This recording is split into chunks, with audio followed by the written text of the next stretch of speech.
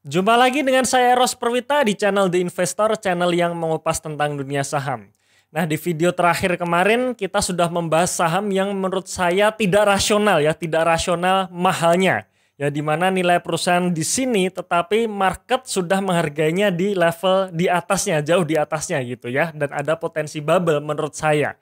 Nah, di video kali ini kita juga masih membahas saham yang irasional. Ya, yang juga tidak rasional, tetapi kebalikan dari video kemarin di mana nilai perusahaannya seharusnya di sini, tetapi saat ini market masih menghargainya di sini, di bawahnya, jauh di bawahnya ya. Nah, apa itu sahamnya kita akan bahas, tapi sebelumnya teman-teman silahkan subscribe dulu bagi yang belum subscribe ya, dan jangan lupa juga aktifkan lonceng notifikasinya supaya teman-teman terupdate ketika kami mengupload video yang terbaru ya, dan tonton video ini sampai selesai.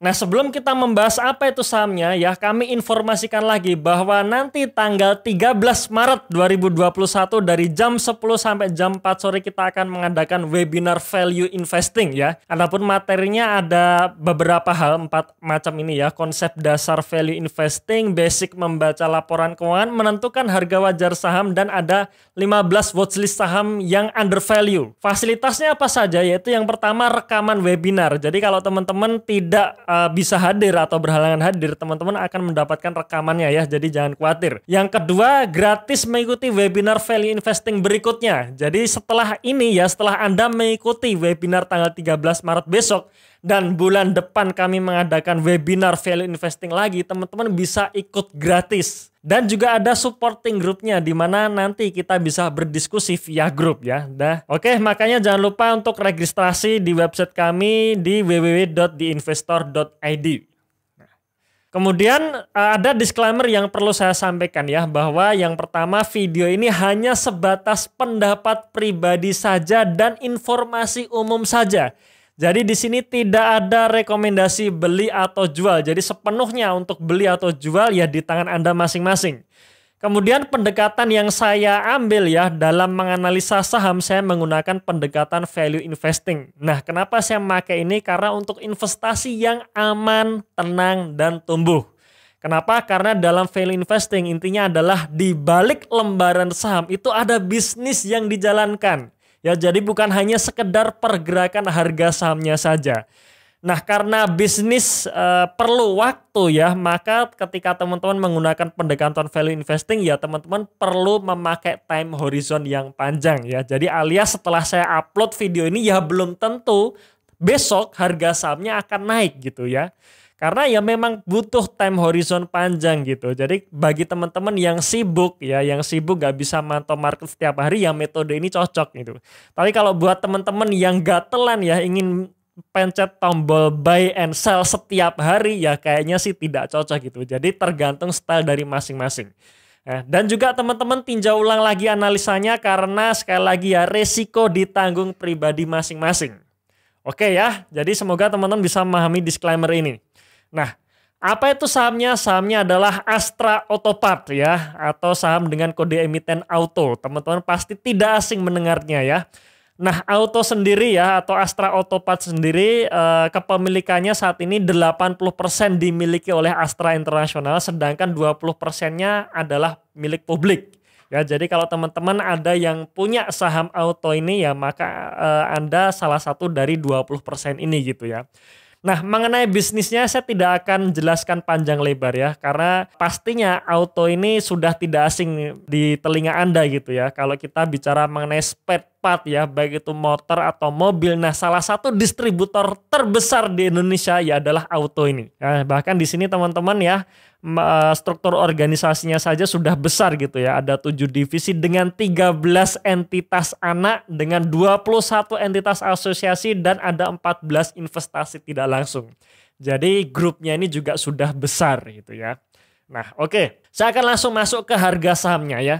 Jadi tanggal 5 Februari, tepatnya hari Jumat kemarin ya, harga saham auto ditutup di harga 1.105. Nah, 1.105 ini menandakan market cap auto sebesar 5,3 triliun. Ya, jadi market cap ini rumusnya adalah harga saham dikalikan jumlah saham yang beredar gitu ya. Ada 5,3 triliun ya. Nah, teman-teman ingat nih angka 5,3 triliun karena ini nanti yang akan kita bicarakan. Nah, sebenarnya apa sih market cap itu ya? Secara sederhana, market cap adalah biaya yang harus dibayar untuk mengakuisisi 100% perusahaan. Jadi kalau misalkan nih saya menjadi orang terkaya katakanlah ya, atau anggap saja atau kita berimajinasi menjadi orang kaya gitu ya, dan kita akan membeli 100% auto ya, membeli 100% saham auto, maka uang yang kita keluarkan adalah sebesar 5,3 triliun ya. Jadi 5,3 triliun untuk mengakuisisi 100% saham perusahaan. Nah, dengan mengakuisisi 100% perusahaan artinya Anda ya atau kita semua yang mengakuisisi auto ini, kita akan menguasai 100% aset gitu ya. Dan juga menanggung semua liabilitasnya. Jadi selain aset, kita juga menanggung semua hutang-hutangnya, menanggung semua liabilitasnya gitu. Nah, kita akan membahas mengenai dua hal ini, aset dan juga liabilitas. Pertama kita bahas dulu liabilitasnya ya. Jadi kalau di sini ini adalah posisi liabilitas auto per akhir tahun 2020 kemarin, di mana kalau kita lihat jumlah atau total liabilitasnya sebesar 3,9 triliun. Nah, angka liabilitas ini turun ya dibandingkan 2019 yang sebesar 4,3 triliun. Jadi bagus lah ya, ada perbaikan, ada penurunan hutang, penurunan kewajiban seperti itu. Nah, ini liabilitas 3,9 triliun ya. Jadi saya tidak membahas semua poin-poinnya, kita cukup lihat jumlahnya saja. Nah, kemudian kita masuk ke asetnya ya, di mana nanti setelah kita akuisisi ya, kita menguasai 100% aset gitu kan. Nah, aset dari auto ya, aset dari auto totalnya adalah 15,1 triliun. Ya, di mana aset lancarnya 5,1 triliun dan aset tidak lancarnya 10 triliun. Dan ini menurut saya komposisi yang sudah sehat gitu ya. Kemudian kalau kita lihat kas ya, posisi kasnya 1,5 triliun ini juga bagus, di mana 10% dari total aset auto itu sebesar maksudnya adalah kas atau setara kas dari auto ini kurang lebih 10% dari total aset auto. Jadi bagus juga ya, bagus artinya perusahaan tidak kekeringan uang gitu. Dan kalau kita bandingkan dengan total liabilitasnya tadi yang sebesar 3,9 triliun, nah aset lancarnya ini sudah lebih besar dari total liabilitas. Jadi sudah liquid, artinya kita tidak perlu khawatir untuk saat ini auto tidak bisa membayar semua hutang-hutangnya, semua kewajibannya. Karena aset lancarnya aja sudah 5 triliun ya, jadi lebih besar dari total liabilitasnya. Nah cuman yang saya soroti adalah di sini ya, di aset tetapnya. Di mana aset tetap ya, pos aset tetap dari auto ini sebesar 3,5 triliun. Ini yang menarik yang saya temukan dari saham auto ini ya. Nah, sekarang kita akan breakdown nih, kita akan lihat asetnya auto itu apa saja sih. Nah, di sini di dalam notes-nya ya, notes nomor 11. Jadi kalau teman-teman buka laporan keuangan ya, di sini ada notes-nya, ini ada keterangannya nomor 11 ya. Jadi teman-teman scroll ke bawah nanti akan ketemu nih. Ini adalah aset-aset ya, aset-aset dari auto yang dimana tadi ya asetnya sebesar 3,5 triliun. Aset aset tidak tetapnya ya, aset tidak tetapnya atau aset tetapnya ya. Jadi aset tetapnya sebesar 3,5 triliun. Nah, aset tetap ini berupa tanah, kemudian ada bangunan dan prasarana, ada mesin dan lain-lain sebagainya ya. Ada aset hak guna, aset dalam penyelesaian dan sebagainya. Di mana harga perolehan dari aset tetap ini sebenarnya 7,4 triliun. Karena di dalam akuntansi setiap aset tetap itu pasti akan mengalami yang namanya penyusutan nilai, di mana penyusutannya itu mencapai 3,8 triliun. Jadi kalau dinetkan itu akan menjadi 3,5 triliun. Ya, jadi di sini kelihatan ya, harga perolehan sebenarnya 7,4 triliun karena ada penyusutan nilai maka nilainya menjadi 3,5 triliun. Nah, di sini yang kita soroti adalah tanah bangunan. Ya, jadi teman-teman perhatikan dua pos ini, tanah bangunan. Tanah bangunannya ada harga perolehannya ada kurang lebih sekitar 2,4 triliun. Dan penyusutan hanya digunakan ya hanya berlaku untuk bangunannya saja, di mana bangunan ini sudah mengalami penyusutan sebesar 700 miliar. Jadi kalau kita lihat di sini ya, di mana 2,4 triliun tanah dan bangunan sebelum disusutkan dan setelah disusutkan hanya menjadi sekitar 1,7 triliun, betul ya, 1,7 triliun. Nah, sekarang kalau teman-teman perhatikan lagi di dalam laporan keuangannya di bawahnya, di sini ada keterangan seperti ini. Sebenarnya nilai wajar tanah dan bangunan berdasarkan hierarki nilai wajar tingkat 2 pada tanggal 31 Desember 2020 adalah sebesar 4,8 triliun. Jadi di sini masuk akal ya, karena yang namanya tanah saat kita beli sekarang kemudian dinilai ulang di masa depan pasti harganya akan berbeda, nilainya akan berbeda. Nilainya pasti akan jauh lebih besar di masa depan karena yang namanya tanah ya, di mana-mana tanah dalam jangka panjang itu pasti harganya akan naik, nilainya akan naik. Begitu juga dengan aset tetapnya auto. Ya, di mana kalau kita lihat sekali lagi ya, harga tanah waktu pertama kali dibeli hanya 800 miliar ya. Tapi setelah dinilai ulang ya harganya menjadi 4,8 triliun. Jadi ini sangat masuk akal nilai wajarnya. Nah, jadi bisa kita simpulkan nih. Dengan asumsi nilai wajar tanah dan bangunan sebesar 4,8 triliun, maka seharusnya aset tetap perusahaan adalah 6,6 triliun. Ya, jadi bukan 3,5 triliun lagi ya. 3,5 triliun tadi hanyalah pencatatan awal saja. Pencatatan dari harga perolehan saja. Tapi kalau kita nilai ulang ternyata nilainya menjadi 6,6 triliun. Nah, ini yang menarik ya. Kemudian jadi bayangkan ya, dengan angka 6,6 triliun saja teman-teman sudah dapatkan di sini ya, sudah dapat poinnya. Ketika teman-teman membeli di harga 1.100 artinya market cap-nya hanya 5,3 triliun sedangkan aset tetapnya saja itu sebesar 6,6 triliun. Jadi kalau seluruh aset tetap ini dijual masih dapat cashback gitu. Ya. Ini poin pertamanya ya, sudah menarik ya di sini ya. Dan ternyata ya tidak hanya itu saja. Berarti kalau kita hitung total aset auto seharusnya menjadi 18,2 triliun. Jadi bukan hanya 15 triliun lagi karena ada nilai wajar tanah dan bangunan tadi ya. Jadi total aset auto seharusnya 18,2 triliun. Kalau kita bicara mengenai akuisisi tadi ya, di mana kita menguasai seluruh aset dengan menanggung semua liabilitasnya, maka kita hitung nih, net book value dari auto adalah 18,2 triliun di mana ini adalah total asetnya dikurangi dengan 3,9 triliun di mana 3,9 triliun ini adalah total liabilitasnya.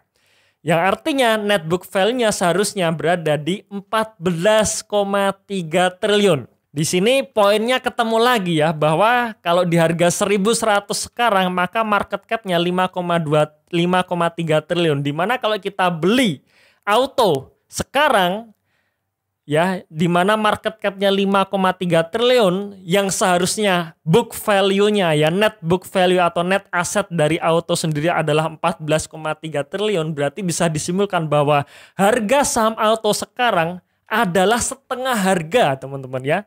Setengah harga saja kita. Kita beli 5,3 triliun dapatnya 14,3 triliun. Ya bahkan sebenarnya ini salah ya, bukan setengah harga ya, tapi hampir sepertiga harganya gitu. Ya ini saya salah tulis, seharusnya bukan setengah harga tapi hampir sepertiga harganya. Nah artinya diskonnya besar nih auto saat ini gitu ya. Oke, sekarang pertanyaannya kan kapan harga saham auto ini menuju normal kan gitu pertanyaannya. Ya, jadi kapan nih harganya menuju ke valuasi sebenarnya gitu, ke nilai sebenarnya gitu. Ya artinya ke 14 triliun tadi gitu ya. Nah, saya meyakini harga saham akan normal ketika terjadi pembalikan kinerja dan munculnya sentimen positif. Ya, jadi teman-teman ingat ya, kemarin ada sentimen nikel, maka harga saham-saham nikel naik luar biasa, ditambah lagi dengan Antam dan Auto di kuartal 3 2020 kemarin ya. Itu membukukan kinerja yang luar biasa, maka nggak heran harganya naik tinggi gitu. Nah, sama ini di otomotif memang tahun 2020 kemarin itu bukan waktunya gitu ya untuk naik. Nah, tapi ada potensi di tahun 2021 ini di mana nanti akan ada muncul sentimen positif dan pembalikan kinerja, ada potensi di sini. Ya, kita bahas dulu nih sentimen positifnya. Sentimen positifnya ya, kemarin pemerintah sudah mengumumkan bahwa untuk sektor otomotif akan diberikan diskon 100% PPNBM. Jadi pajak 100% ya diskonnya, alias pajaknya 0. Ya, bahkan di berita kemarin ya Ibu Sri Mulyani bilang kalau mau beli mobil ya sekarang gitu. Ya sekarang pumpung pajaknya 0 gitu ya. Berarti harga-harga mobil seharusnya mulai bulan Maret ini seharusnya sudah murah, sudah lebih murah daripada sebelum-sebelumnya. Nah, inilah sentimen positifnya. Nah, sekarang kita tinggal tunggu kan, kita tinggal menunggu pembalikan kinerjanya gitu. Nah, kalau kita ngomong pembalikan kinerja paling gampang kita lihat laba bersihnya. Nah, laba bersih auto sebenarnya dari tahun ke tahun selalu naik ya, selalu mengalami kenaikan, di mana tahun 2015 labanya 318 miliar dan tahun 2019 menjadi 700 miliar. Tetapi di tahun 2020 karena ada pandemi ya, laba bersihnya turun, hampir 100% turunnya, di mana per 2020 hanya membukukan laba bersih 2,2 miliar saja. Ya bahkan kalau kita lihat laporan keuangan secara kuartal to kuartal ya, sebenarnya tahun 2020 kemarin sempat rugi. Jadi kuartal 1 2020 masih laba, kemudian masuk ke kuartal 2 saat PSBB full ya, PSBB ketat itu dilakukan, maka perusahaan menjadi langsung rugi. Kemudian di kuartal 3 juga masih rugi, dan ternyata di kuartal 4 itu terjadi pembalikan dari rugi menjadi laba gitu. Nah, ini sebenarnya sudah ada tanda-tanda berbalik kinerja gitu ya, berbalik arah kinerjanya gitu. Ya walaupun secara year on year turunnya jauh banget gitu. Jadi kita tunggu nanti di kuartal 1 2021 seharusnya dan saya juga optimis ya, akan ada pembalikan kinerja yang luar biasa dari auto. Ya mungkin tidak di kuartal 1 ya, tapi paling tidak di kuartal 2 dan kuartal 3 2021 ini. Ya karena kuartal 2, kuartal 3 kemarin rugi, dan kalau tahun ini kuartal 2 dan kuartal 3 itu laba, berarti kenaikan laba bersihnya di atas 100%, dan itulah pembalikan kinerja dari saham auto. Ya, pembalikan arah kinerja dari rugi menjadi negatif. Itu pasti akan menjadi luar biasa nantinya gitu ya. Nah, kesimpulannya bagaimana ya? Jadi intinya bagaimana Mas Iras ya? Yang pertama ya, saya ulangi lagi bahwa net book value atau net asset atau apapun itu namanya ya, intinya adalah perusahaan memiliki value 14,3 triliun. Dan di harga 1105 saat ini menunjukkan market cap hanya 5,3 triliun, alias harga saat ini masih sepertiga dari harga normalnya ya. Jadi alias diskonnya masih besar gitu. Bahkan kalau kita hitung dengan harga saham yang mencapai 2000 ini menunjukkan market cap 9,4 triliun. Artinya masih di bawah harga book value-nya gitu. Jadi 2000 ini masih harga yang masuk akal untuk saham auto ini. Dan ya potensi tahun 2021 ya ini bisa berbalik arah kinerja dari dari auto ini, di mana ada sentimen positif dengan diskon 100% pajak ya, dan potensi pembalikan arah kinerja. Artinya ada potensi bagger sehat untuk saham auto ini.